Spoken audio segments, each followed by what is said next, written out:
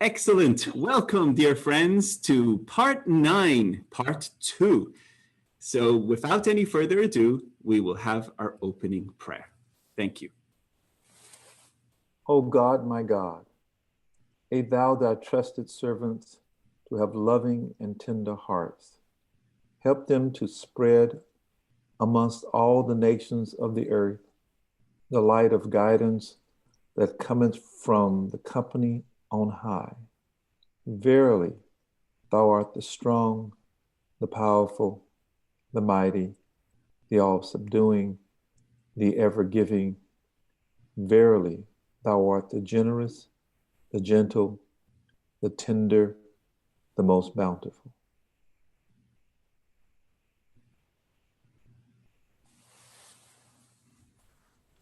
Thank you so much, Bruce, and welcome everyone. So we are in part 9, and this is our second part of part 9, covering paragraphs 28 through 33 of the Advent of Divine Justice. So let us, without any further ado, get back into the Advent of Divine Justice. So as you recall, the themes that were covered in paragraphs 28 through 33. And if anyone has this edition of the Advent of Divine Justice, paragraph 28 starts on page 24. And if you have this edition,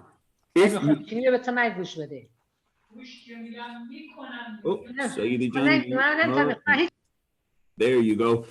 So if you have this edition, you will start on page 13, okay?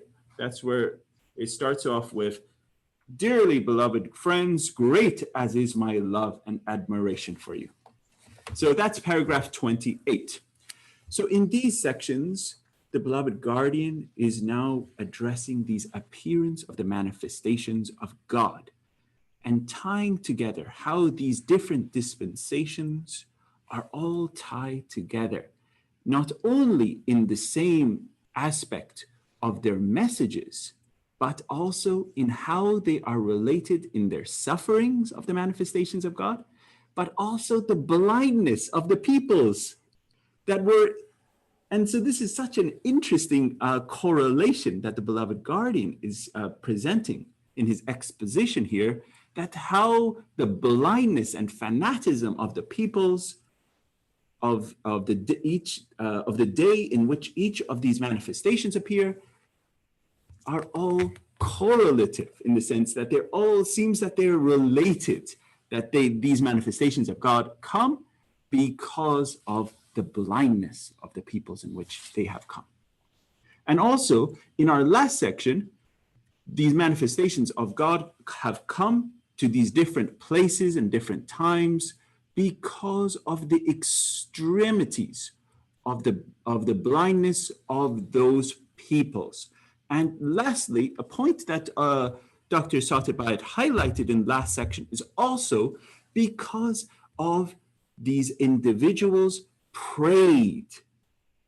They ardently prayed, if you recall, to be relieved of the sufferings. If you recall, that was a point that was addressed.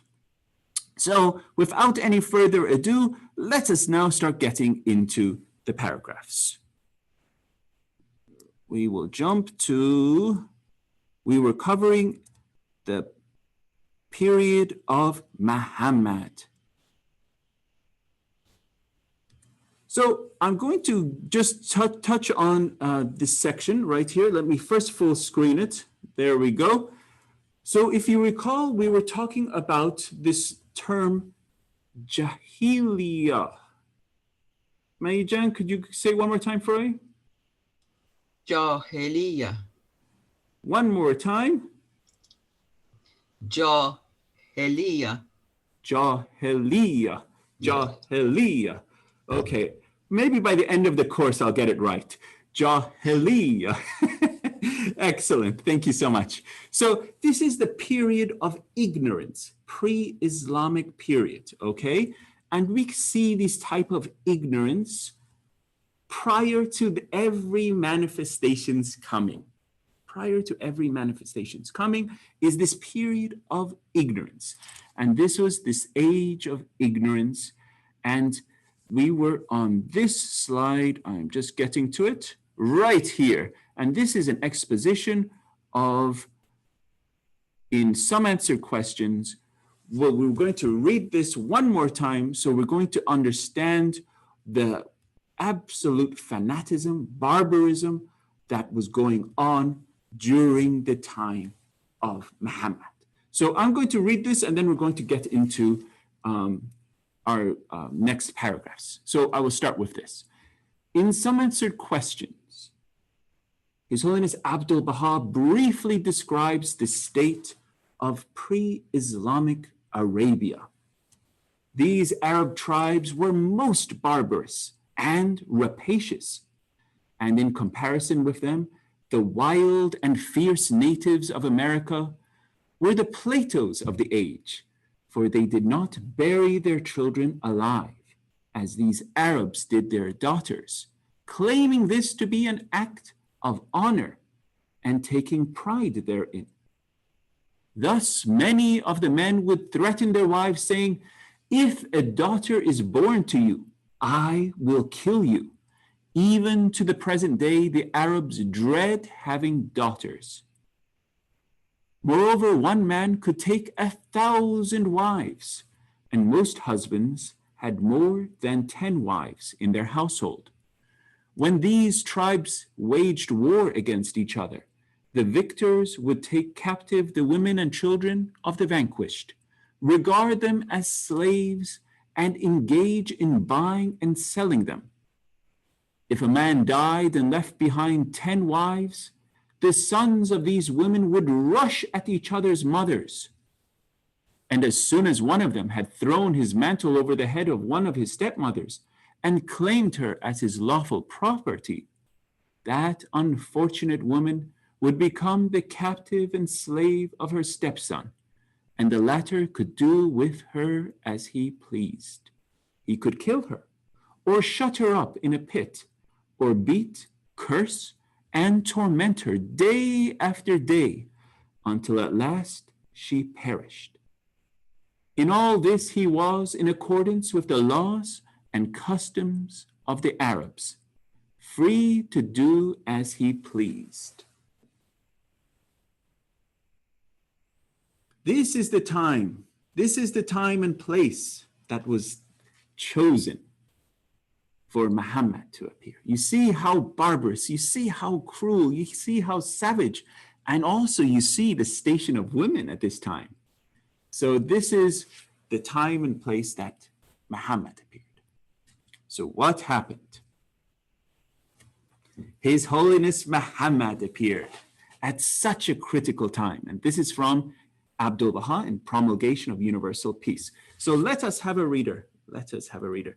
So let us have Miss Beatrice. You're up. Go for it, Miss Beatrice. Muhammad.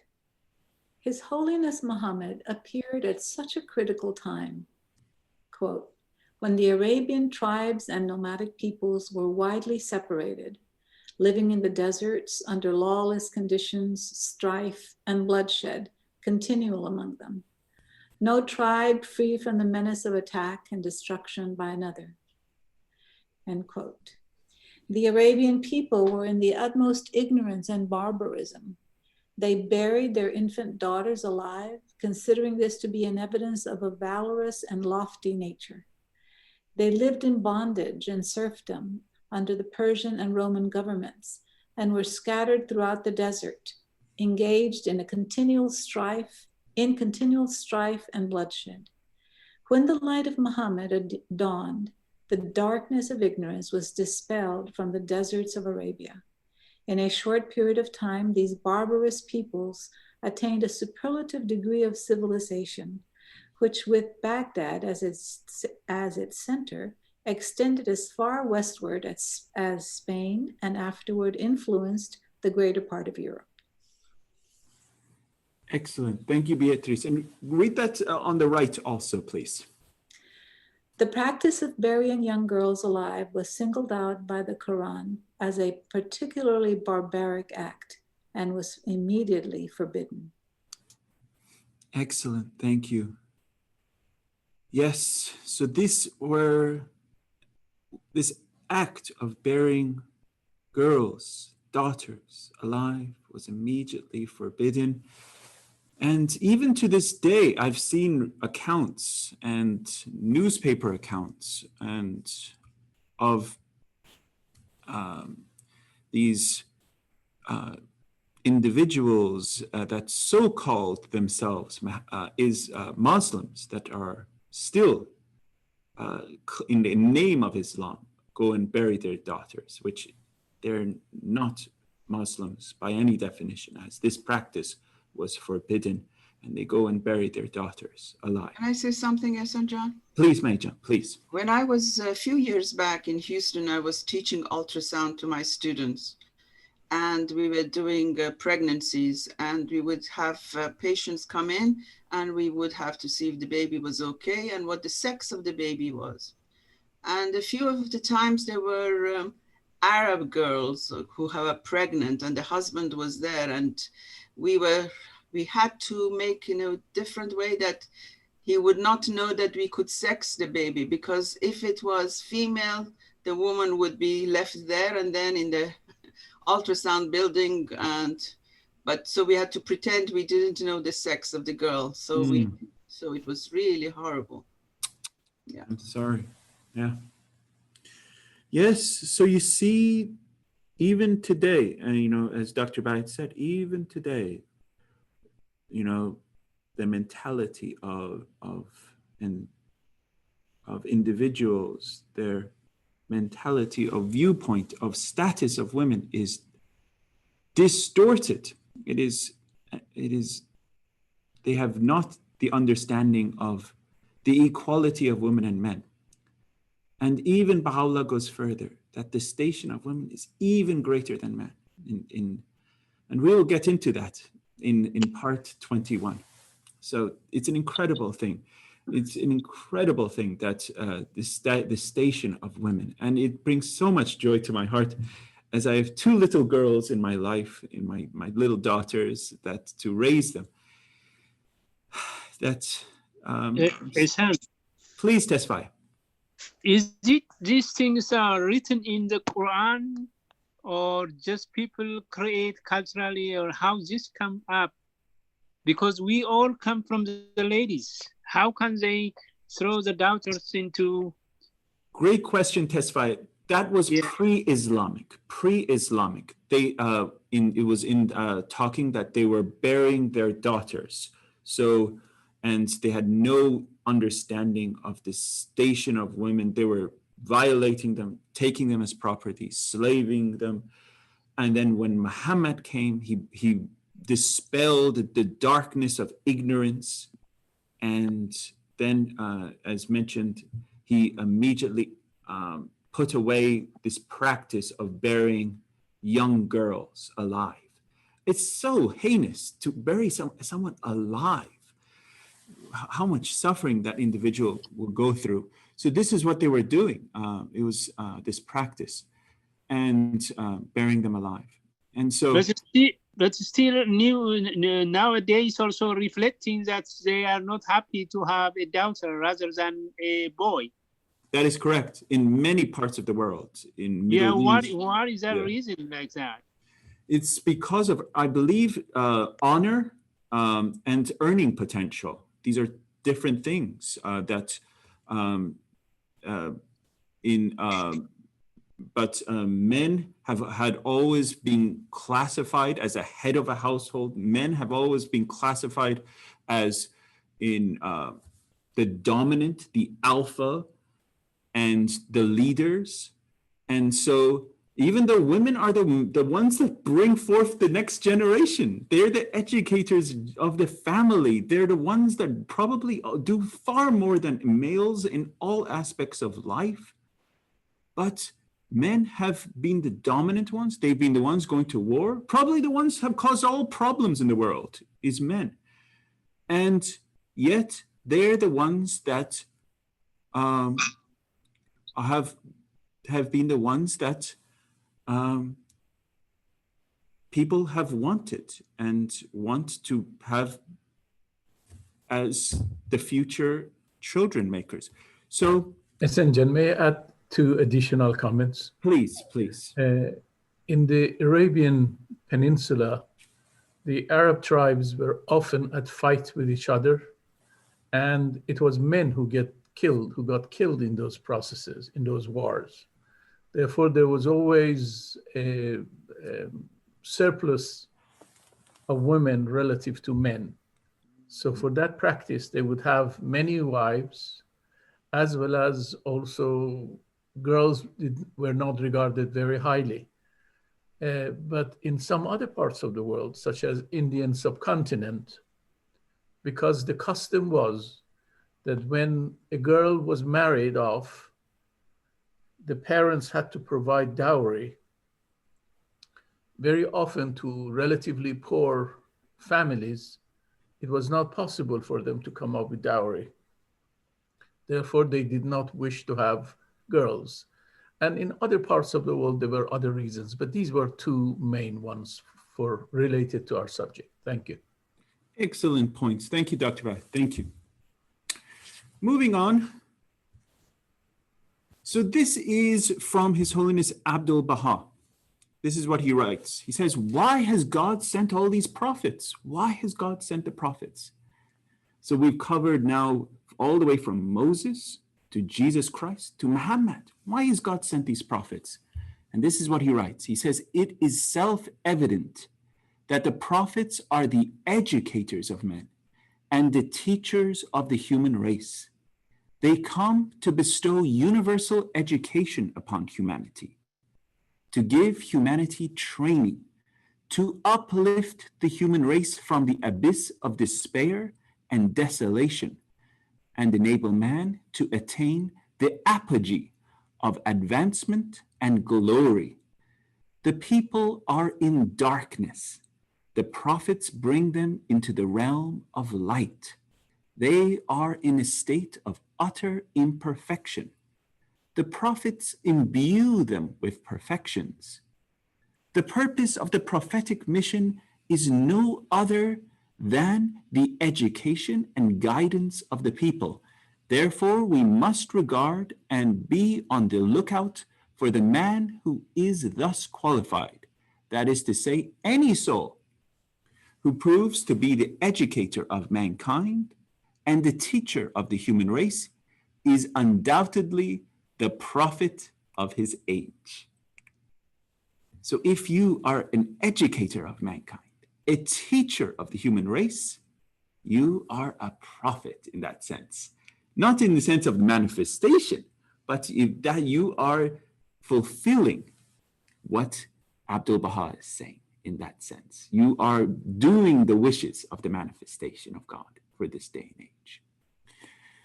So, but I love how this common theme of darkness has been consistently moving through every slide in this presentation. And you can see in the beginning, Abdul Baha talks about the people are in darkness. And in our past slide, it says, when the light of Muhammad dawned, the darkness of ignorance was dispelled. This is from Abdul Baha. So, and we talked about it when the time of Moses and the time of Christ, there was darkness again. So every time these manifestations of God appear, they are coming for the purpose of what? Dispelling the darkness of ignorance, dispelling the darkness of fanaticism, dispelling the darkness of desolation, and raise humanity to what? This apogee. And so, my dear friend, Dictionary Don. So I give you the honor of reading all definitions, as you can all see it up here. So go for it. Apogee, the highest point in the development of something. There you go. Good to hear you. So apogee, the highest point in the development of something. So this is what they want for us, the manifestations of God. They want us to be raised up the highest point, advancement and glory. So without any further ado, I have now a very, very short video on progressive revelation. Is to see the human race advancing from stage to stage to stage. And if we really draw back and give ourselves a long view, part of what we can see is humanity making progress over time. And those advances come from the teachings of the messengers of God.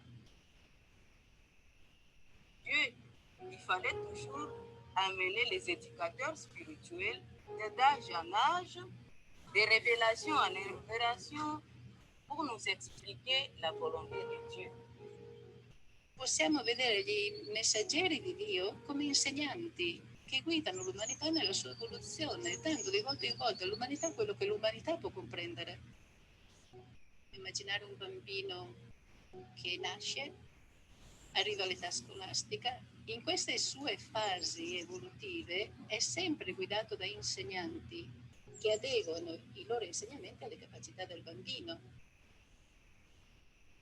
Each of these revelations of the past promised that one would come in the future, that there would come a time when humanity prospers in unity, that we build a world of justice, harmony, oneness.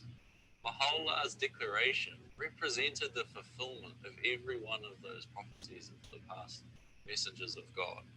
Baha'u'llah is the promised one of each of the revelations of God. Excellent. Just want to make sure my volume is all the way up. There we go. Perfect. Okay. So now we're getting into paragraph 29. Now we're talking about the corruption and confusion at the time of the Bab and Baha'u'llah. In paragraph 29, the beloved guardian labels the state of decadence in Persia in the 19th century and the corruption, the confusion, intolerance, and oppression in both the civil and religious life of Persia, associated with that moral decay as what? Indescribable. And this is the beloved guardian here. He could describe anything, but he says it that state of time, corruption, confusion, intolerance, oppression, the moral decay was indescribable. His Holiness Abdul Baha identifies the cause of the state of decadence in Persia as the interference of the ignorant and fanatical leaders. The country of Persia is in a state of decadence in Persia as the interference of the ignorant and fanatical leaders. And here on the right is Nasruddin Shah. This is the Shah of Persia, and I'm sure all of you are well versed and know very much about Nasruddin Shah as you have read The Dawn Breakers and God Passes By. Moving on, dear friends. Now, let us get into some more. And so let us hear from Miss Darla Brown. You're up. You're our next reader. Go for it. The Bab and Baha'u'llah. In the introduction to the Dawnbreakers, while referring to the literature about Persia in the 19th century, Shoghi Effendi states that all observers agree in representing Persia as a feeble and backward nation, divided against itself by corrupt practices and ferocious bigotries, inefficiency and wretchedness. The fruit of moral decay filled the land. From the highest to the lowest, there appeared neither the capacity to carry out methods of reform, nor even the will seriously to institute them. National conceit preached a grandiose self-content. A pall of immobility lay over all things, and a general paralysis of mind made any development impossible. Excellent. Very well read, Miss Darla. So these are the people of Persia. This is how they were. Fruit of moral decay, inefficiency, wretchedness, corrupt practices filled the land. From the highest to the lowest. What does it say? Grandiose self-content. pall of immobility. Immobility. These people are not doing anything. It lay over all things. General paralysis of mind. So their minds were paralyzed. They didn't do anything. This is the people of Persia. And so you can see on the right, this is Nasiruddin Shah, had a special interest in taking photos of his own slaves inside his harem. This is a photo of 53 eunuch slaves of different ethnic backgrounds in their early childhood. This had probably been recently sent from abroad to the local southern markets and to the king's harem. Among them, 4 little African boys. They were inside Nasiruddin Shah's harem. This is in Golestan Palace, Tehran. So he loved having little children as part of his harem, regardless of ethnic background or preference. So this is the decadence of the time. And it's not just per se the rich, the wealthy. It said from high to low, the paralysis of mind. This is the people of Persia. So His Holiness Abdul Baha, in The Secret of Divine Civilization, sheds more light on the nature of the degeneracy that afflicted Persia at that time. In different parts of this book, and dear friends, I urge you all to study this book, he compares the glorious past of Persia with the sad state of its affairs in those days. So, without any further ado, let's find another reader. And our next reader will be Miss Azine. You're up. Go for it. His Holiness Abdul Baha, in The Secret of Divine Civilization, calls on the people of Persia to wake from their drunken sleep and lethargy, and then poses a number of questions to them. Will the dictates of honor permit this holy land, once the wellspring of world civilization, the source of glory and joy for all mankind, the envy of East and West, to remain an object of pity, deplored by all nations? She was once the noblest of people. Will you let contemporary history register for the ages her now degenerate state? Will you complacently accept her present wretchedness when she was once the land of all mankind's desire? Must she now, for this contemptible sloth, this failure to struggle, this utter ignorance, be accounted the most backward of nation? Were not the people of Persia in days long gone the head and front of intellect and wisdom? Did they not, by God's grace, shine out like the day star from the horizon of divine knowledge? How is it that we are satisfied today with this miserable condition and engrossed in our licentious passion, have blinded ourselves to supreme happiness, to that which is pleasing in God's sight, and have all become absorbed in our selfish concerns and the search of ignoble personal advantage? Beautiful, very well read. Thank you, Ms. Azine. So this is in Secret of Divine Civilization. His Holiness Abdul Baha addressing the peoples of Persia, comparing the time when the Persian people were in a great state, and now they are in this state of decadence. And Abdul Baha pouring his heart out, saying and asking questions one after another, saying, she was once the noblest of peoples. Noblest of peoples was this great land of Persia. But what? It is now in present wretchedness. When she was once the land of all mankind's desires, now utter ignorance, contemptible sloth. And sloth, as you all know, is one of the 7 deadly sins, right? Sloth. This is the land of sloth, is the land of Persia. Land of ignorance is Persia. This is now, it went from the land of light to now the land of darkness. So, very tragic, very sad. This is what has happened. Drunken sleep, lethargy.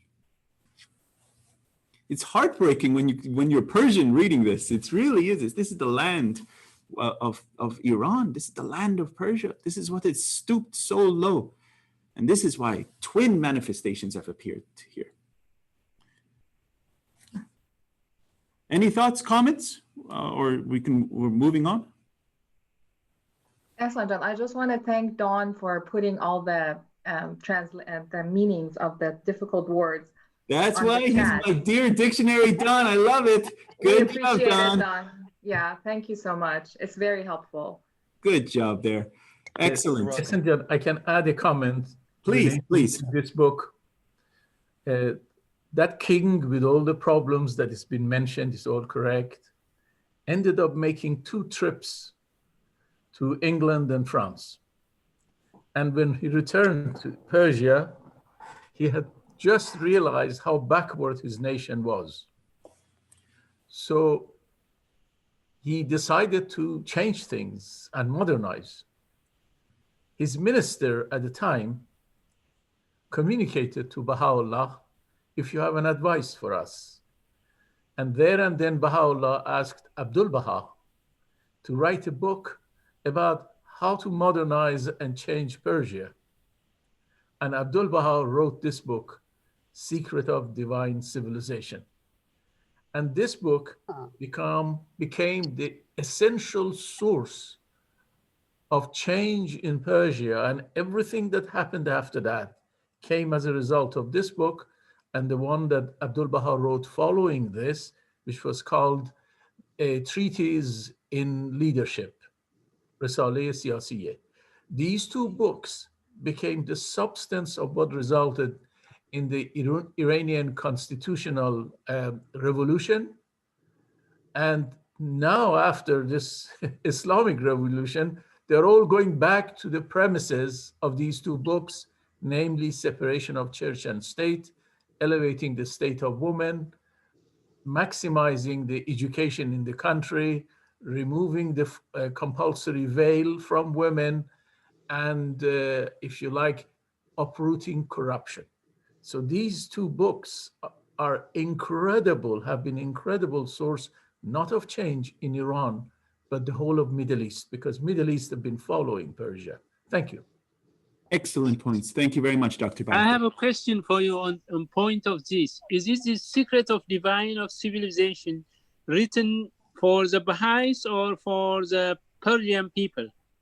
Great question. No, it was for the entire country. In fact, in that book doesn't even mention once the name of the faith and doesn't even say the author is Abdul Baha. That's correct. They wanted all the educated or all those who were interested in change be able to do them without being accused of being Baha'is. Okay. I have another question. That other book you mentioned, A Treatise in Leadership, is that available? It is available, but not in authorized translation, but it is available, yes. It's provisionally translated online. I will send it to the class after. Thank you. Excellent. Great points, great questions. Thank you so much. So let us move on. So His Holiness Abdul Baha then continues in The Secret of Divine Civilization by explaining why the light of Persia has turned to darkness. This is so awesome. I love this.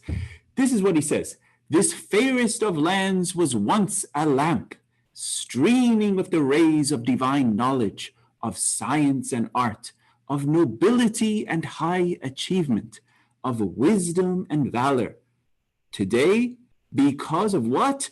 Idleness and lethargy of her people, their torpor, their undisciplined way of life, their lack of pride, lack of ambition, her bright fortune has been totally eclipsed. Her light has turned to darkness. The 7 heavens and the 7 earths weep over the mighty when he is brought low. Wow, so powerful, so powerful. It gives me goosebumps being Persian reading this. I don't know if all the other Persian friends reading this, but it gives me goosebumps. This fairest of lands was once a lamp streaming with the rays of divine knowledge. But what? Idleness, lethargy of her people, torpor, undisciplined way of life, lack of pride, lack of ambition. These are the qualities. These are the qualities that have brought Iran, Persia, to such degradation. Miss Karen has a hand. Please go for it. The last sentence, the 7 heavens and the 7 earths weep over the mighty when he is brought low. Is that a reference to previous dispensations? I'll toss that over to Dr. Bayat. You have the floor.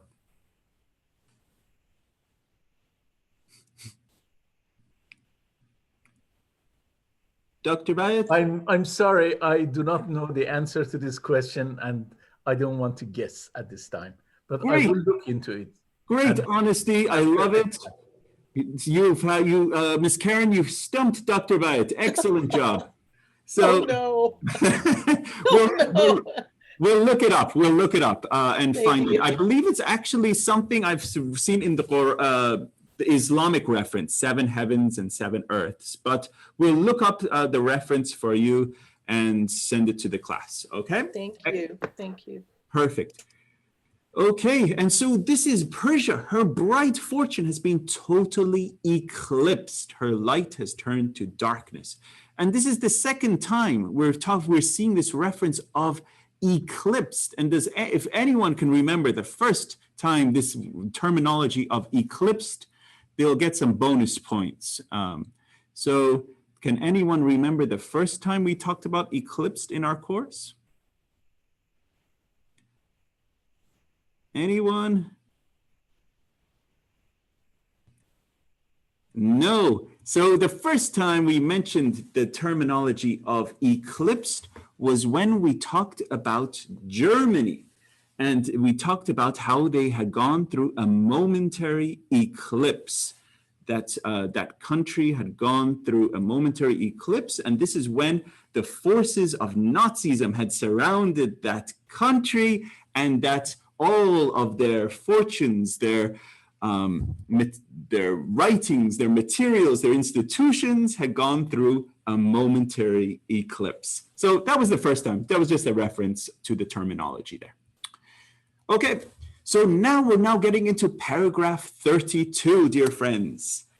Now the beloved guardian is tying all of these maladies, these sicknesses, these darknesses that are happening to where? To America. So this is so interesting how what a master weaver the beloved guardian is to tie these dispensations to now current present time America. This is how he does it in paragraph 32. In paragraph 32, Shoghi Effendi explains that the principles governing the birthplace of a revelation apply to a lesser degree to the country chosen to be the cradle of the new world order. Such distinction conferred by His Holiness Baha'u'llah on America and its people is not people because of some mysterious purpose or by any reason of inherent excellence or special merit. But what? Rather, this how Baha'u'llah demonstrates the transforming power of his revelation. So it's the power of his revelation, transforming power of his revelation in bringing forth a new generation of people with high moral standards from a people, what? Immersed in a sea of materialism, involved in the most violent and long-standing racial prejudice, and a society notorious for its political corruption, lawlessness, and laxity in moral standards. So, dear friends, this is why it has been chosen. A sea of materialism, most violent and long-standing racial prejudice, and a society notorious for its political corruption, lawlessness, and laxity in moral standards. Not because of some inherent excellence or special merit. It's because of these things that it's been chosen. And it's been chosen to demonstrate the transforming power of his revelation. So without any further ado, we're going to Mr. Pat. He has his hand up. Go for it, please. So does this mean that we're number one? Number one in the bottom. If you're going from the there you bottom go. up, this is there our you thing. go. We want to be the best at being bad, I think. Right? Great question, right Pat. I love it. And lovely to see you, Sohaila Jan. I am always happy to see you. So good. Okay, so yes, as you're spot on, we're number one from the bottom. It's not a great thing, but at least we're number one in something there. From the bottom, it depends on how you're looking at it. So there you go. So as you can see in this diagram, we're drowning in a sea of materialism. I mean, it's so obvious if you just go out in society where every other country is closing and quarantining, everything's open or the stores are full. Not a great thing. I mean, really, people are just out and about when we should really be watching ourselves. So without it, we're moving on. So I found this picture of this, even the Statue of Liberty is crying. So let us go to, my heart is jumping to Sohaila. Go for it, dear Sohaila. Let's read this one.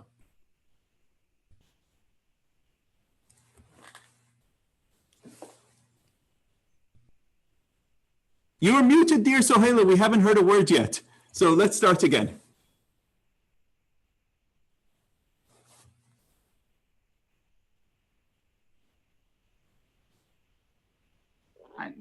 There you go. Perfect. Yeah. The American nation, of which the community of the most great name forms as yet a negligible and infinitesimal part, stands, indeed, from whichever angle one observes its immediate fortunes, in grave peril. The woes and tribulations which threaten it are partly avoidable, but mostly inevitable and God sent, for by reasons of them a government and people clinging tenaciously to the obsolescence doctrine of absolute sovereignty and upholding a political system manifestly at variance with the needs of a world already contracted into a neighborhood and crying out for unity, will find itself purged of its anachronistic conceptions and prepared to play a preponderating role, as foretold by Abdul Baha, in the hoisting of the standard of the lesser peace, in the unification of mankind, and in the establishment of a world federal government on this planet.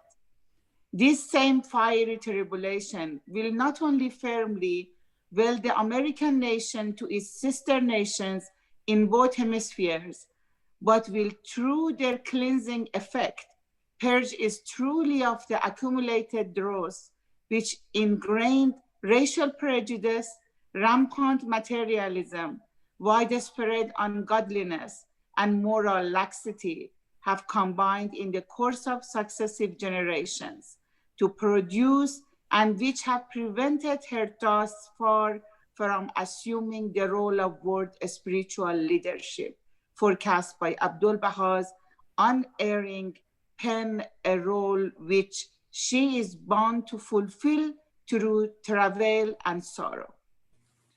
Beautifully read, Sohaila Jan. Thank you so much. Not an easy paragraph. Not an easy paragraph, right? This is something, this is the words of the Guardian. Thank you very much, Sohaila. If you don't mind, mute yourself right now. So, so we're now going to be talking about, just briefly touching on this. So the American nation, of which the community of the most great name forms, as yet negligible. So small. We're infinitesimal. This is how it says, infinitesimal. So small, tiny, minute. But these woes, these tribulations that threaten it are partly avoidable. Partly avoidable. We can avoid them. But mostly inevitable and God sent. So these are also, some have been God sent. Why? For what? The reason of them, a government and people, they're clinging tenaciously. They're really holding on to these obsolescent. Obsolescent means does not matter. They're useless. These doctrines that they're holding on for absolute sovereignty. Absolute sovereignty. They think they're almost godlike on this planet. They conquer everywhere. And upholding a political system manifestly at variance with the needs of a world already contracted into a neighborhood and crying out for what? Unity. They're crying out for unity. But what? They're going after this obsolescent doctrine of absolute sovereignty. We will find itself purged of its anachronistic, just letting one people in, anachronistic conceptions and prepare to play a preponderating role. Preponderating means huge role, large role, as foretold by Abdul Baha in the hoisting the standard of lesser peace, in the unification of mankind, establishment of a world federal government on this planet.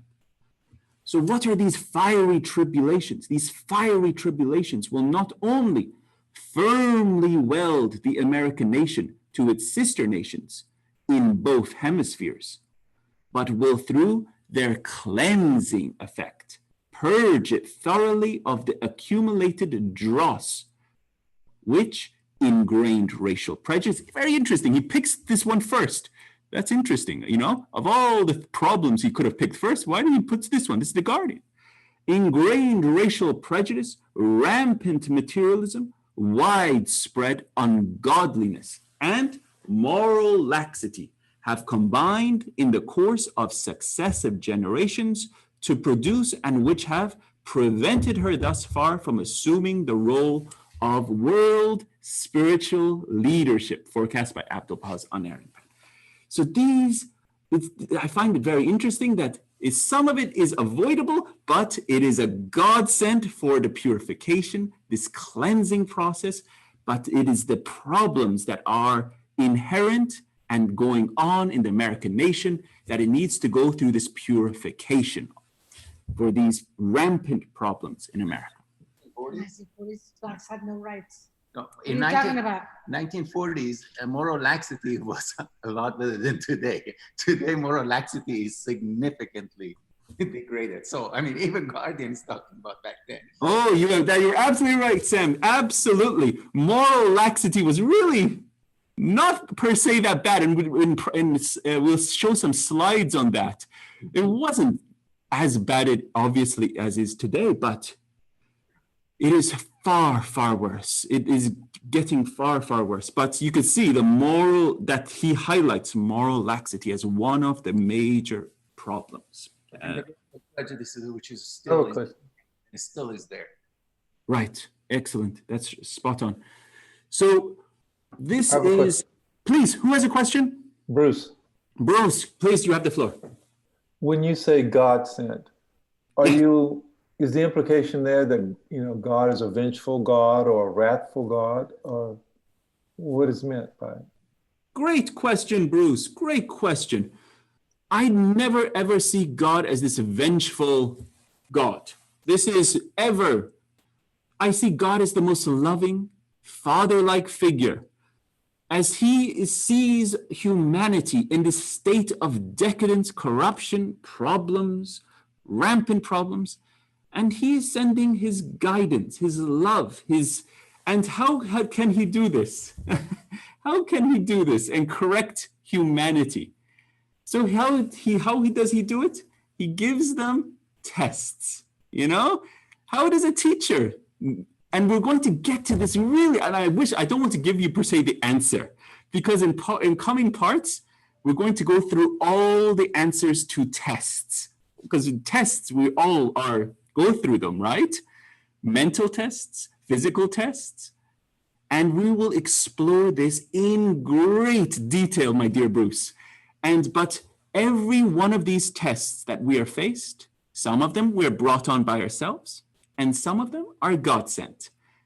And they are for our maturation of our souls, and to bring about us to what we read earlier, this apogee of purification, bringing us to an ever advancing new race of men, to become the best Bruce ever, to become the best Hoda ever. You know, this is about what Baha'u'llah wants, to become the best we can ever be, right? But just like you have a teacher in school, how will the teacher know if you're progressing? Gives you a test, right? But is the teacher talking during the test? No, the teacher is sitting back, gives you the test and says, do it.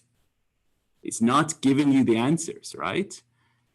And so it's very interesting. We're going to really explore tests in an upcoming part because the beloved guardian really highlights it in Advent of Divine Justice. So, John, also it's very rare for a medicine to be pleasant to take.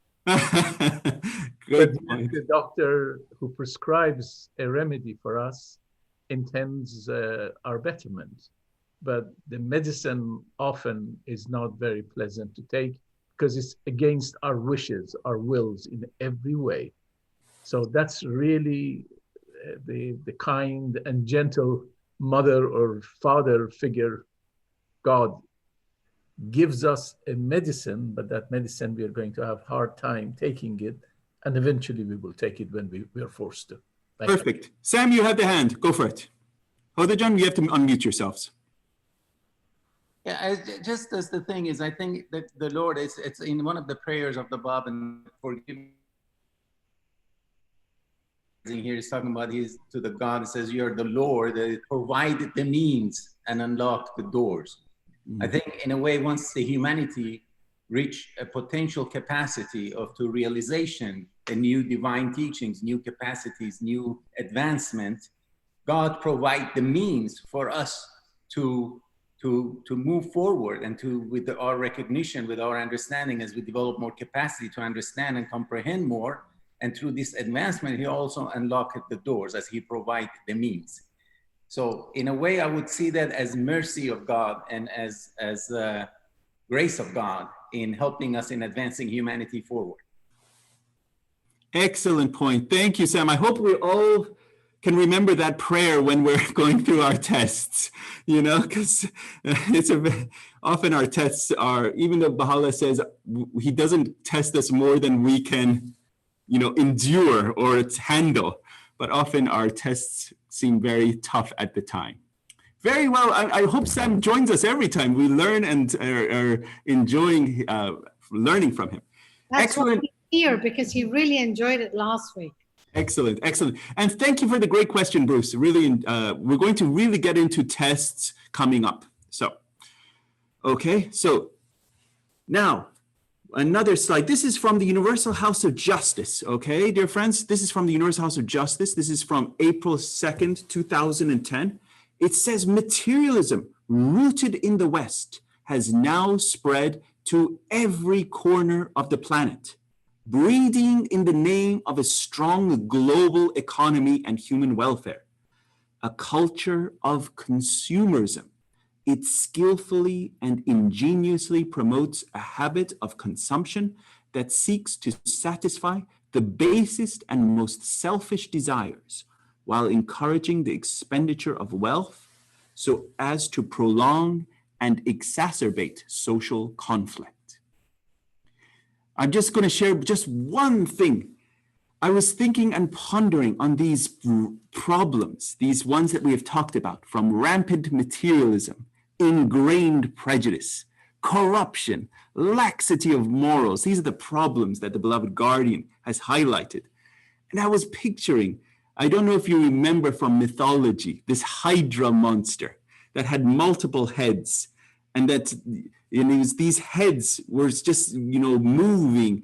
And the only way that Perseus, he was the great hero, and the only way that Perseus could vanquish this Hydra monster if he cut off one of these heads, what would happen? It would suddenly sprout multiple heads. It would split. And so it was such an impossibility to kill this monster called the Hydra. And I see all these problems being like the Hydra monster. And that you had to not only cut off the head, then you had to burn it at the very stalk. And that was the only way to vanquish the Hydra. And my dear uncle, who's a member, he does work with the research department, he said these monsters, these problems of ingrained prejudice, rampant materialism, corruption, he compared it to Cerberus in the mythology, the three-headed monster, that these are just like monsters from the world of the undead, and that each one of them are coming for our souls. That's how he compares it, and my uncle, Khaze. He said that they're literally like coming for your souls. Each one of them, ingrained prejudice, we always have to be on the alert. Rampant materialism, we always have to be on guard. And he says that these are the three-headed monster. Okay. Say something? Please, my John, please. Yeah. Go for it. Also, when Perseus wanted to kill this monster, all he had to do was look into the mirror of his self, which is his ego, and then he could cut off the head. So these are really coming from our ego in a way. Excellent. Look at that. Expounding on the analogy. Very good. I love it. Good thinking, Dr. Satibayat. There you go. I could go more into the analogy, but due to the brevity of time, the shortness, we have to keep going. Okay. So let's just go into now. We're going into political corruption. Another one of these problems. So let us have another reader. I hope you guys are enjoying this session today. Let's hear from Pat O'Brien. It's good to see you. You're in the wilderness, Pat. How did you do that? The wilderness is always with me, Hassan. What can I say? There you go. There you go. Go for it. You're up. Maladies afflicting America.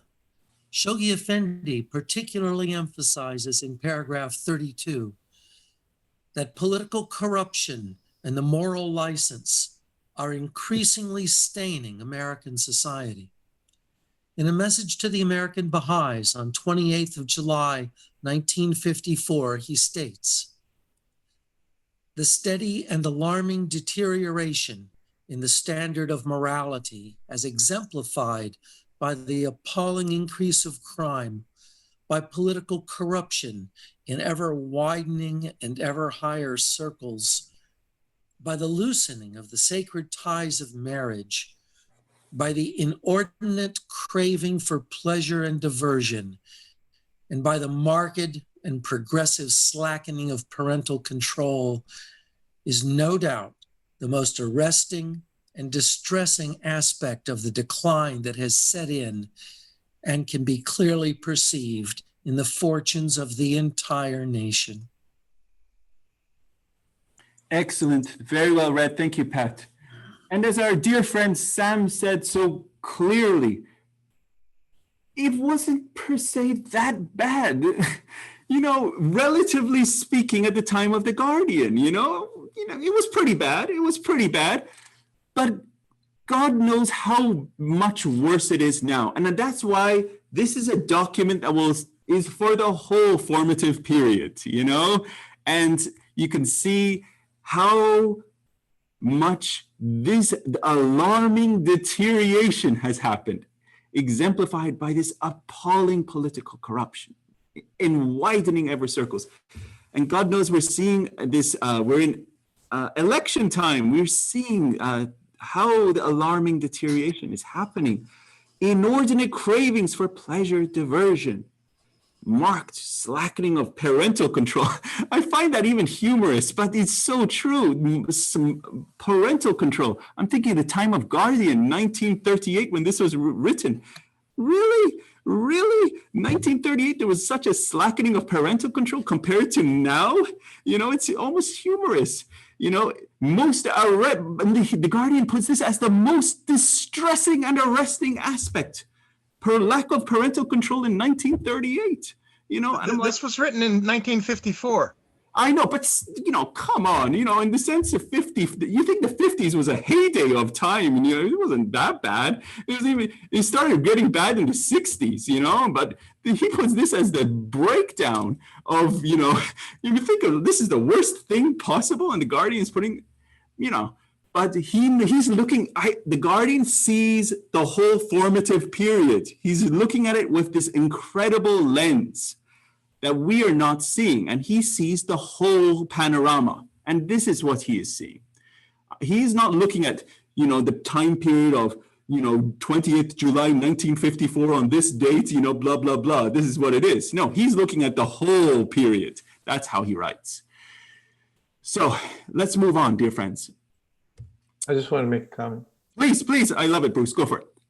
Yeah, maybe in the absolute, it isn't, it is not any different. It's just more pervasive now than in 1954 or 1938. The kinds of things that people do now, they did then. It's just everybody's doing it now. Right. Excellent point, Bruce. And this is a point that I believe it was in our second part, and when we were doing a summary of the whole advent of divine justice. And we talked about how these societal norms have become magnified and totally accepted by the population. I'll pull the quote, and I believe it was in our second part, and I don't want to go off on a tangent on that, but it was that every one of these breakdowns of society is now just magnified in this day and age. And I will in our next part I'll bring that back so you can we can focus on that. It's okay. Moving on. So this is the maladies afflicting American society, and this is in paragraph 33. The beloved Guardian states in paragraph 33 that his observation of these maladies afflicting American society have no bearing, this is very important, have no bearing on the qualities of high intelligence, of youthfulness, and of unbounded initiative and enterprise of the United States of America, a country that had only relatively recently achieved nationhood. So all these problems, from ingrained prejudice, rampant materialism, have no bearing on its youthfulness, have no bearing on its high intelligence, have no bearing on its unbounded initiative and enterprise. So these are the qualities and attributes of the American people. And that's something that, but we're still, in a sea of materialism. We're still in a sea of racial prejudice in this country. Nothing has changed, but these are observations that the beloved Guardian has made regarding this country. Okay? Now, let us get into just a few of these highlights, and I'm not pointing to ingrained prejudice in this one because God knows we're going to get into that in much, much, much more detail. So we're just touching on sea of materialism, and I believe one other one, okay? So let us get into these few tonight so we can touch on what this materialism is talking about. And our next reader is, drumroll please, Miss Yuda Miller. You're here. Go for it, Miss Yuda. The term materialism is used in the English language within two contexts. First, in the first sense, materialism is a philosophical ideology proposing matter as the main substance of all living and non-living entities, referred to as philosophical materialism. Two, in another context, materialism represents a set of attitudes and behaviors primarily concerned with the production and acquisition of income and worldly goods. Excellent. And Miss Yuda, could you read this definition on the right? Go for it. Materialism, tendency, it's covered up. I'm sorry, I cannot say. Okay, sorry. I apologize. Can anyone read this, or am I the only one who can see it? Oh, go for it, Mr. Karen. Go for it. Oh, Don, there you go. Dictionary, Don, go for it. Go for it. Materialism, tendency to think material objects are more important than people. Desire for money over ethics. Now, remember this definition, dear friends. This is one of the major problems within this country. It's the tendency to think any material object is more important than people. Anything more important than people. The desire for money over ethics. We always have to keep this in mind. What comes first? Does Baha'u'llah come first? I think of it as money over people. Exactly. Money over anything. It's not just money. It could be anything material. Doesn't have to be per se money. It's anything. Money buys material things, but it's anything.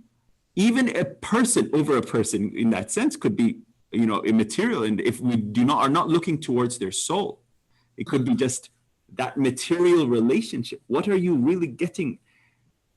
Yes, and let's go to Pat. He has his hand up. Go for it. Just a quick thought. In the dialogue between the objects of nature and people, what has happened in this era and what falls within this idea of materialism is the fact that everything, both people and objects that can be bought and sold, everything becomes a commodity. Even our time becomes a commodity. Think about that. We're always told to make the best use of our time. Time is money. So this gets to this gets to another aspect of that. That's all. Great point, Pat. Everything is a commodity nowadays, even our time. Yes, Karen, you have the floor, please. Yes, I'm thinking back to an example of this from the period of World War II, and it involved the Japanese American population that lived on the West Coast. There was a great amount of hysteria and fear at that time because of what happened to Pearl Harbor and the whole world being at war. They chose to send a whole group of people to desolate internment camps in desolate places throughout the West. Another study has said that another reason besides this hysteria and fear that they forced the Japanese Americans to vacate their jobs, their homes, their farms, everything they owned, get on these buses and trains and be taken to these camps. Another reason was that the white population, and I emphasize the white population of that area, strongly desired the properties, the farms, the different places that the Japanese Americans had through their ingenuity and hard work turned into productive lands. Before that, they were not productive. And as soon as the Japanese were sent to these camps, all the property, everything they owned, their houses, their farms, everything was taken by the people who remained on the West Coast. And that to me is a pretty strong example of holding objects and materialism as more important over people. Wow. So it was evident pretty long time back as well. And I know this because part of my step family was not immediately affected by this, though they were affected to varying degrees. But I've known about this all my life. So Beautiful. it's one of those things. Yes. Beautiful, moving. Yeah, Esan. Tesfaye, we're coming to you. Okay. We're coming to you. Pat has his hand up. Let's go to Pat. Thank you so much. Okay. You are muted, Pat. Go first. I'm done. I'm Oh, finished. you're done. Okay. Yep. Don't forget to lower your hands. Tesfaye, you're up. Okay. What I want to say here is, when you come to the Baha'u'llah's revelation, especially for the Baha'is, we need to be detached from this sea of materialism, whatever it is, whatever form it is, inwardly and outwardly. But that is a challenge for the Baha'is also now, because from day-to-day life. That's why I just want to say, because we need to be detached from this kind of side. Beautiful, beautiful. Could not be said any better. Thank you so much, Tesfaye. Thank you. Okay, thank you. Great points. I love it. Essenjan, another way of looking at materialism is the opposite of it. A materialistic society is a society that has no spiritual values. And therefore, it's a society that sees nothing beyond what is material. And that's a society that is going to fall, surely, and it's going to fall badly. Thank you. Excellent. Very nice. Very good point. Thank you, Dr. Bhatt. May I answer? Oh, is that you, Bruce? Yes. Go for it, Bruce. What shall we do? This seems so massive. Oh, I know. The problem is staggering, Bruce. It's a huge problem of sea of materialism to ingrained prejudice to political corruption. So the beloved guardian, you're absolutely right. What should we do? How should we do it? We first have to change ourselves. That is how we do it. It's transformation internally. Then we tackle, I guess, who is around us, our community, our people within us. That is how we work on a transformation. But first is ourselves. And the beloved guardian in Advent, the divine justice, we will see, he lays out this manual of how to go about doing this. So your question of how to do this, Bruce, is coming up. It actually starts in part 10, the next section. So great question. The problem seems so overwhelming. It seems so staggering, especially when we're going to get into part 14 on racism and the parts on, when we get into the breakdown of morality. Oh my God. Think about our country. I mean, parts of our country, just disasters, truly disasters.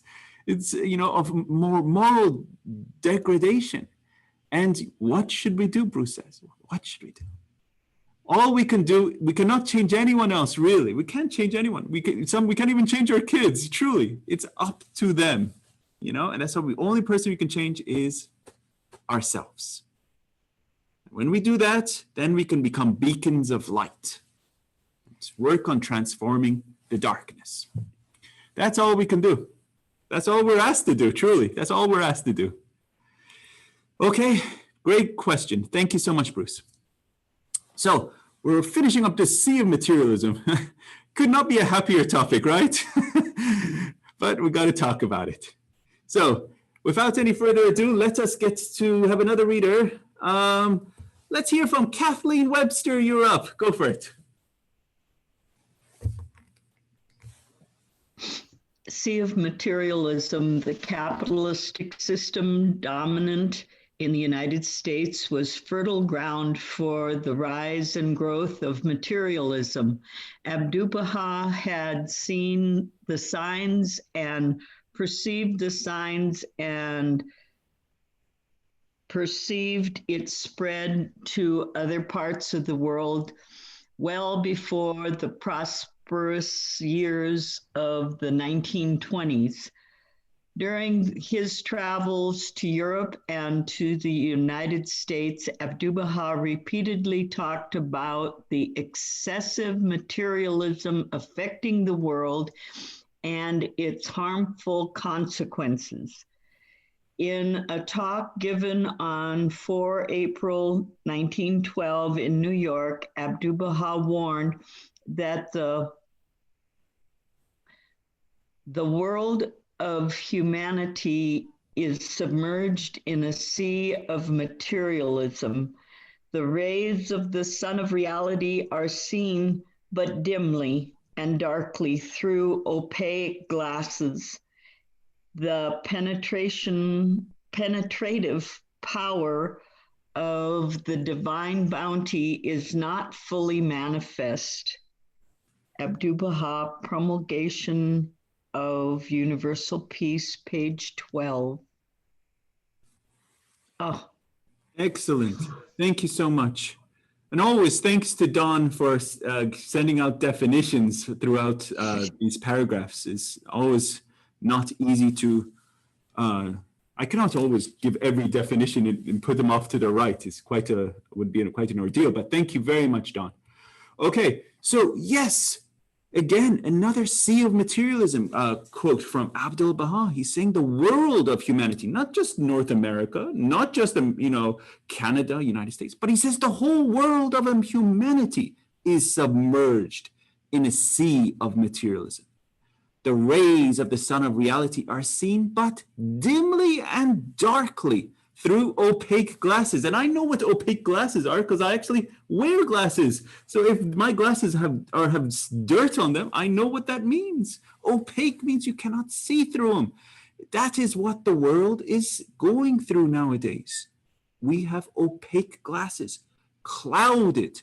We think we see what is actually happening, but they're opaque. And I was actually, I was pondering on this quote. I was truly pondering what this new race of men that the beloved guardian says in paragraph 28. What he says, this new race of men comes again in paragraph 48 of Advent Divine Justice. And this new race of men is when their glasses are cleaned, that they see the world as it is and not as others put down. And this is what the independent investigation of truth is, that you see reality as it is, that you cleanse your inner life and private character, and you do not go and put other people's thoughts and ideas and historical traditions and biases within yourself. So you are a new race of men, not an old race of men. You are new. The word is new. You are seeing everything as it really is. That is all I wanted to say on that point. But any other thoughts before we move on to the next slide? And we are out of balance. We are out of balance. Yes, that's a very good point. That's a great point. I have one thought. Please, Pat, go for it. Yeah, I was reading today in one of my history books, and the person was commenting about contemporary times, not like this year or any time, but very recent. And she made the comment that what we find in our societies today, in the way in which we are confused at the failure of democracy or the disintegration of society or the many efforts to attack one aspect of so many of these problems. And she said, we've mistaken what capitalism really is and the way it has become so poorly adapted to advances that might be available for us with the current tools at hand. She said, capitalism is strangling democracy. Wow. And we do think, and I think it's true that all systems not being equal, that democracy is a good option for the ways in which society can be organized into larger groups and units. But when we think about a perversion of goods and services and this growth of the commodification of all things this is really not capitalism.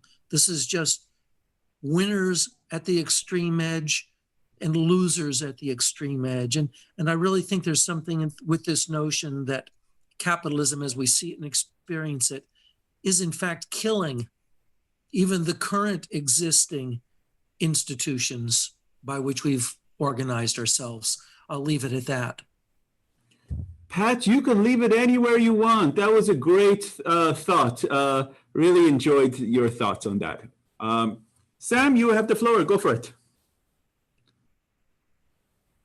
Yeah, it's a double-edged sword with the capitalism. In one way, it gave the corporations in favor of the favoring capital, which is the money, and not maximizing the profit. They started going toward the labor is cheap, for example, in the Far East Asia, China. And in the course of the past 30, 40 years, the redistribution of the wealth, where the wealth was accumulated in the West, now is being redistributed, and the Far East is coming up in a standard of living is going up, which in one way is good. It's giving opportunity to people on the other side of the planet. And also at the same time, it gives that companies and the corporation an international identity. They're not like American anymore, like it's America, but actually has factories in China, or it's German company have, or Japanese company have like Toyota, BMW, Mercedes, or all of the things. They have corporations and factories all over the world, and they hired local people in these locations. So these are good aspects of it, which is needed. But at the same time, but what it is at the end of the day, what determines these, drives them is the greed and the money and the bottom line number. And Right. that's when they start compromising human life or the human family values and everything in the society, and like creating sort of a little bit of a problem and a stress there for people and in their job. Because I was a corporate man myself for almost 35 years. So we lived in it and I know what it is. So I just wanted to share that it is, and ultimately it is going to become one thing. It is that it's an engine that is running in the red mark. Like, you know, if you look at your car, you have like this revolution per minute, and it's like capitalism keeps on pushing the pedal, and it wants to drive that engine harder and harder. And now you're to a point that you're running at 7,000 RPM, but you cannot keep the car running at 7,000 RPM forever. At one point, something is going to break down. And it is because right now, China, US, and the rest of the world, they're fighting over the resources, fighting over the markets, fighting over things. And that, I believe, that's what it really would lead into a global World War III in future that is very scary, but I can see it coming if mankind persists and insists on this path of profitability and money and not seeing the light at the end of the tunnel where this is leading to. Thank you. Thank you very much. Very good points. Yes, it is a double-edged sword. That is absolutely right. Can I say something? Miss Yuda, you always can say something. Go for it. Okay, but also world trade will pave the way to the lesser peace because people get exposed to each other. That's exactly right. Very good, true. Listen, John, Miss Karen made a very important point that said we are out of balance. Any system that is out of balance basically cannot go on forever. And this out of balance is in every aspect of our lives. Our politics is out of balance. The world climate is out of balance. The way we use materials is out of balance. World growth, population, where they cannot sustain it, is out of balance. Our industries are out of balance. So everything about the way things go in the world is out of balance, and it's the sign of a sickness. I think often people have forgotten that capitalism and communism are both materialistic philosophies, and both of them lack spiritual dimension to them. And therefore, if given the opportunity, both of them will maximize on the material side and, if you like, completely do that at the expense of for example, morality or at the expense of humanity and so on.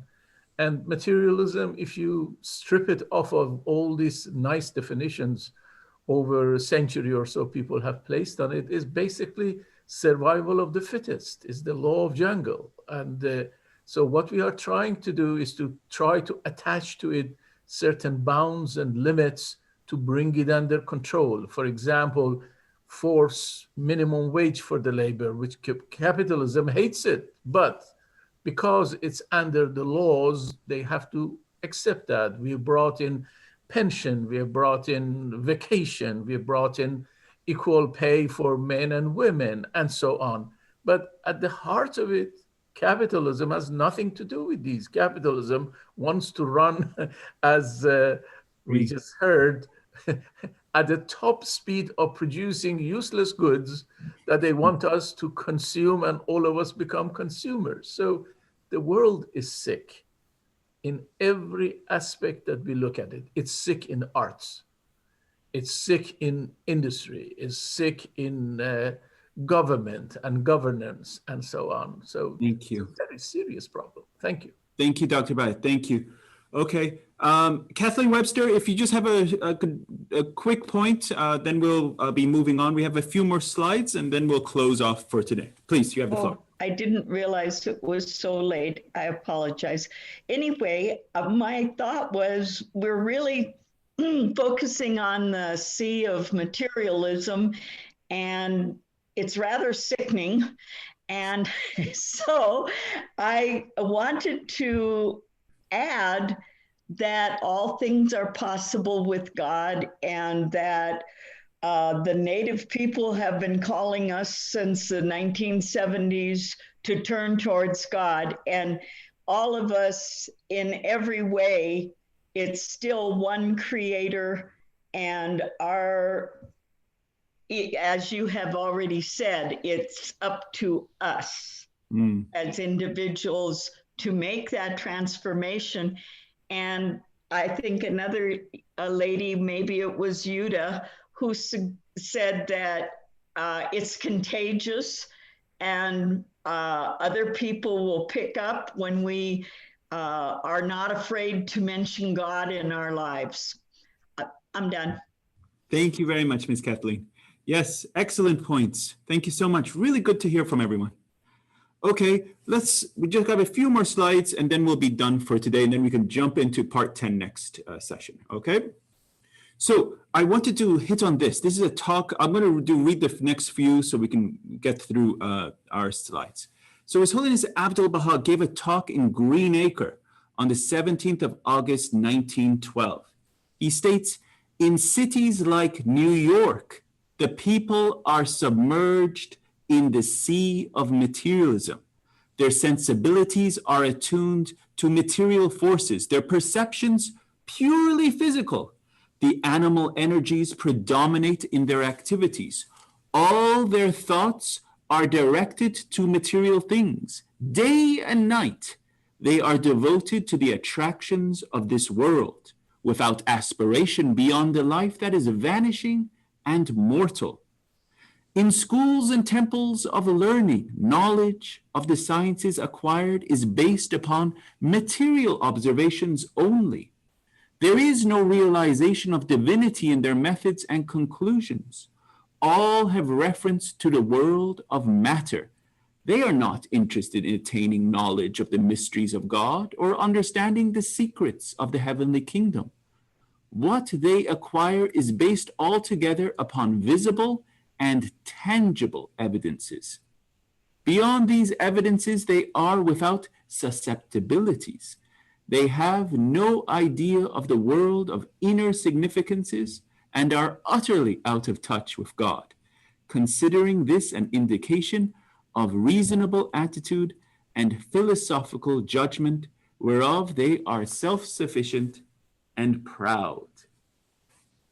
So interesting. We see, well, why His Holiness Baha'u'llah, the Blessed Bab, came to Persia. Now we see why His Holiness Abdul Baha chose New York as the city of the covenant. Rampant materialism, right?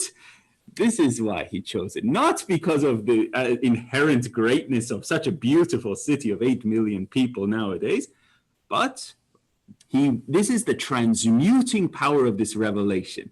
That is why it has been chosen. Okay?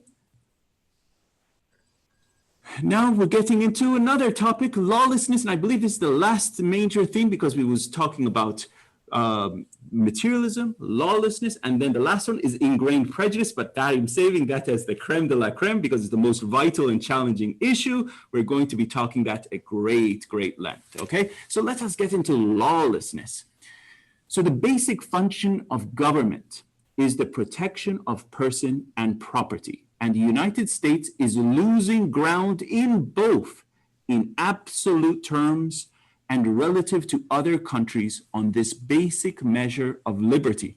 And this is an incredible article. It's called by Richard Rahn, Reversing the Tide of Official Lawlessness. And I pulled this because I found it amazing. It says economic freedom and civil society depend upon a high degree of protection of person and property. In the 1980, the United States ranked #1 in the world in protection of person and property in the Economic Freedom of the World Report. But what happened? Legal structure and the security of property rights in the nation continued to increase until 2000, even though the US ranking fell to #9. So lawlessness continued. As other countries improved more rapidly, unfortunately, this past decade has seen a sharp decline in the rule of law and protection of private property in America, both in absolute and relative terms compared with the rest of the world, with the United States now having fallen to a dismal 28th place, even below France. Nothing against France, we love France, but that is pretty stark when we were #1, you know? The Nordic countries, along with New Zealand, Switzerland, and Singapore, lead the pack with Venezuela at the bottom. In the International Property Rights Index, this is countries in the top quintile show a per capita high income, approximately 12 times that of the bottom quintile. So it's no surprise that both of these indices show a very strong correlation with protection of property rights and gross domestic product per capita, as noted in the Economic Freedom of World Report. So I don't have to read all that, but you can see how lawlessness in this aspect, property protection of even personal property, and this goes along with this aspect of rampant materialism. Why should they care about your property? They only care about their own property. It's the aspect of materialism. There's no ethics, no morals. So lawlessness and violence are dominant characteristics of American society. Dominant characteristics of American society. Now, this is from the Universal House of Justice in a letter dated Nowruz, 1979, to the Baha'is of the world. So this is Nowruz. We have a hand. Please, Huda-Jan, go for it. As lawlessness spreads in the world, as governments rise and fall, as rival groups and feuding peoples struggle, each for its own advantage, the plight of the oppressed and the deprived wrings the heart of every true Baha'i, tempting him to cry out in protest or to arise in wrath at the perpetrators of injustice. For this is a time of testing, which calls to mind Baha'u'llah's words, O concourse of the heedless, I swear by God the promised day is come, the day when tormenting trials will have surged above your heads and beneath your feet, saying, taste ye what your hands have wrought. Now is a time when every follower of Baha'u'llah must cling fast to the covenant of God, resist every temptation to become embroiled in the conflicts of the world, and remember that he is the holder of a precious trust, the message of God, which alone can banish injustice from the world and cure the ills afflicting the body and spirit of man. We are the bearers of the word of God in this day, and however dark, the immediate horizons, we must go forward, rejoicing in the knowledge that the work we are privileged to perform is God's work and will bring to birth a world whose splendor will outshine our brightest visions and surpass our highest hopes. Absolutely beautiful. Very well read. Thank you, Hodajan. We should not be embroiled in the conflicts that are surrounding humanity. We should not get embroiled in it. But what should we do? We are the bearers of the word of God in this day. We must go forward, rejoicing in this knowledge that we work and are what? Privileged. This is a privilege we have. It's so beautiful, the language here. We are privileged to perform this work. And we should bring about what? A birth of a world whose splendor will outshine our brightest visions and surpass our highest hopes. This is what we are working towards. This is what, when we say, I am a Baha'i, I am a Baha'i, we should hold this proud. It is a privilege to call ourselves Baha'is. It is a privilege and an honor. But it is not just something that we call ourselves. It is a call to duty. It is a call to action. It is a call to bring about this oneness of humanity. Oh, Baha'u'llah. A few more slides, and then we close today. I know the hour is getting late, and everyone needs to go rest and slumber. So, the observable acceleration. This is from the Universal House of Justice. It says the observable acceleration during this past decade of the two processes described by our beloved guardian, the disintegration of this old order and the progress and consolidation of the new world order of Baha'u'llah, may well come to be regarded by future historians as one of the most remarkable features of this period. The recent increase in this very acceleration is even more remarkable, both within and without the cause of God. Powerful forces are operating to bring to a climax the twin tendencies of this portentous century.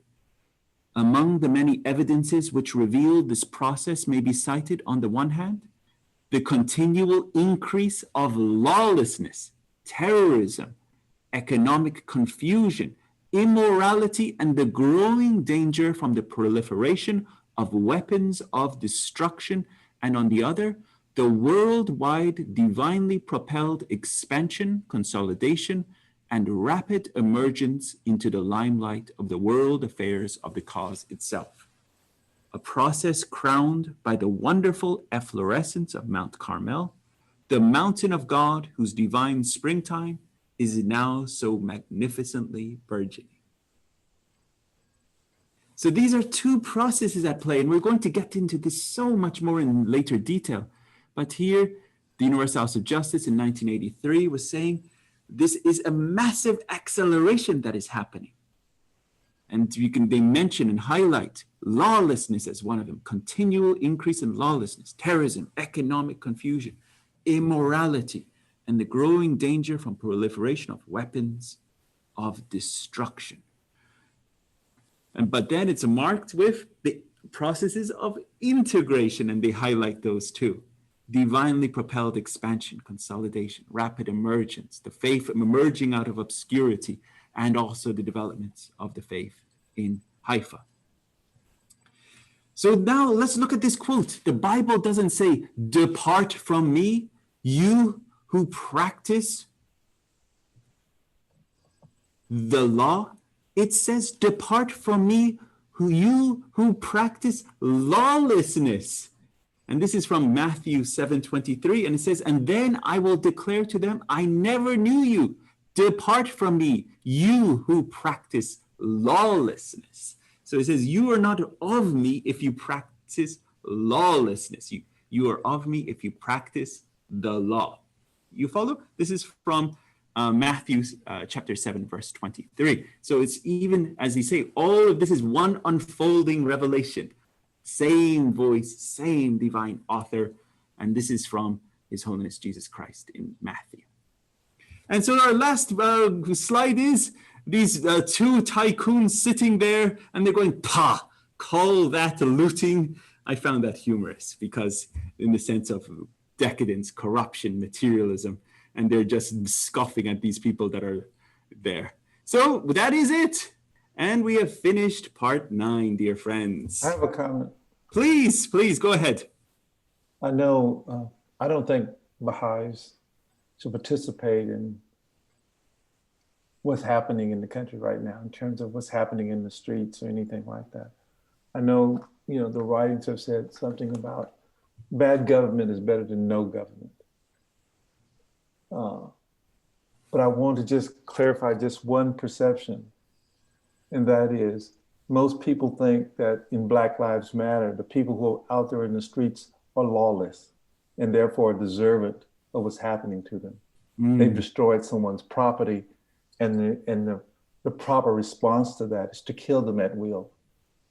You know, like a man running through a stoplight who says, what am I, you know, I ran through a stoplight, and the police says, yes, I killed him because I pulled him over originally because he had a broken taillight, or he didn't answer my question. And the consequence or the price for disobedience or ignoring is to be killed. That, to me, is an act of placing material things over people. And it's also, to me, the government or agents of the government acting lawlessly. Yes. You know, when you look at Floyd, you know, and a man puts his knee on his neck until he dies, that is lawlessness. Though I would never go and march in the street or say we should burn down everybody's building. We cannot just look at our government or the practices of agents of our government who are acting at the behest of people who are lawless themselves. Like our president calling out private militias to stand near the White House with no marked uniforms. That was lawlessness as well. So I don't think one is better than the other. I think all we can do is what you said. We have to stay out of this. We have to pray and purify ourselves that for those like souls will join us. Right. Beautifully well said. Thank you so much, Bruce. Really, this is the power of the people of the eye. Really, to see through and see the, as they say, to sift through all of this, and see the essence of it. Really wonderfully said, Bruce. And I hope you guys are enjoying this presentation as much as I am sharing this with you. And wonderful to hear your thoughts, your points, your questions, because I'm learning along with you. Any other questions? Excellent tonight. And we all should, as Bruce was moving towards, we all should exercise our responsibilities as citizens. That too is our duty. And from the best intent, we cannot defer that obligation. Excellent. So we've now seen the problems. The beloved guardian up to now has laid out the problems facing the North American Baha'i community. And I'm very clear, North American Baha'i community. I'm not saying this is to the general, world. This is the problems. This letter was written to the North American Baha'i community and obviously the general Baha'i community, but really this is our problems. It is rampant racism, materialism, and corruption. So these are the problems. He's saying you got these problems. And then now in part 10, we're going to start with the solutions. So that is for next time. It's going to be very exciting. We're going to start getting into how the beloved guardian systematically is now going to address these problems with his solutions. Okay, so that is it for this week. We finished part 9. Congratulations. I will send you the recording as well as the slides and also your reading and homework assignments. Okay? Thank you so much. Let's have a closing prayer and then we'll close off for tonight. Thank you very much. This is a prayer for unity. O my God, unite the hearts of thy servants and reveal to them thy great purpose. May they follow thy commandments and abide in thy law. Help them, O God, in their endeavor, and grant them strength to serve thee. O God, leave them not to themselves, but guide their steps by the light of thy knowledge, and cheer their hearts by thy love. Verily thou art their helper and their Lord. Baha'u'llah.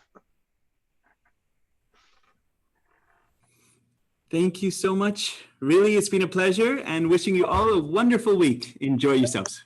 Thank you. Thank you very much.